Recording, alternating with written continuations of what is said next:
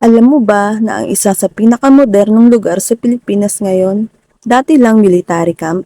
Yes, ang Bonifacio Global City o BGC. May kwento na hindi alam ng karamihan. Noong panahon pa ng mga Amerikano, ang lugar na to ay kilalang bilang Fort McKinley.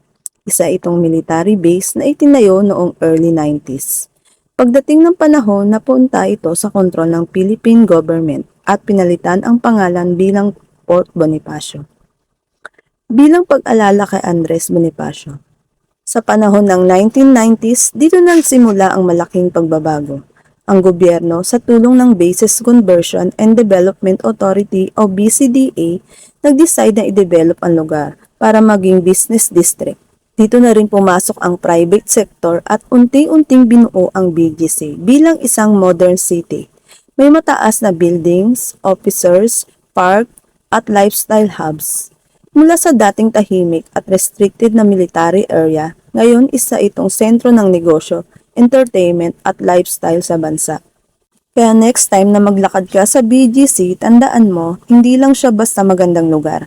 May history siyang pinagdaanan bago maging ganito ka world class.